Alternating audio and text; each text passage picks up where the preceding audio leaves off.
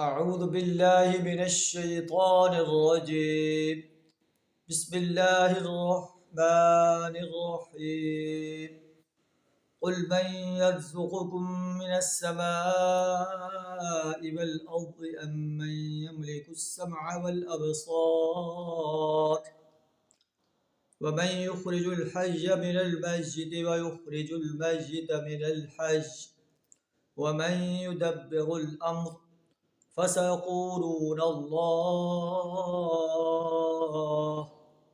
فقل أفلا تتقون. صدق اللہ العظیم. سورہ یونس آیت نمبر 31 آپ کے سامنے تلاوت کی ہے، جس کا ترجمہ کچھ اس طرح ہے: قل اے نبی صلی اللہ علیہ وسلم، آپ ان سے پوچھیں، من یرزقکم من السماء والارض، آسمان و زمین سے تمہیں کون رزق دیتا ہے؟ تمہاری قوت سماعت و بصارت کس کے کنٹرول میں ہے؟ کون بے جان میں سے جاندار کو اور جاندار میں سے بے جان کو نکالتا ہے؟ وَمَن يُدَبِّرُ الْأَمْرَ، اور کون اس نظم عالم کی تدبیر کر رہا ہے؟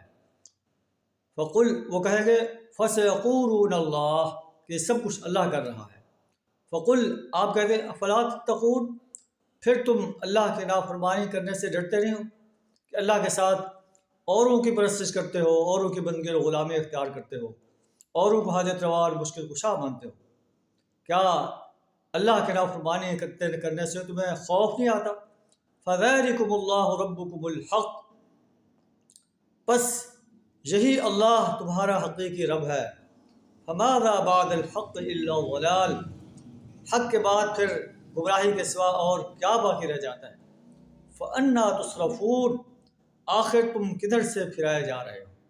اللہ تعالیٰ ہمیں اپنی وحدانیت پر پختہ یقین رکھنے کی توفیق عطا فرمائے۔ وآخر دعوانا ان الحمد للہ رب العالمین۔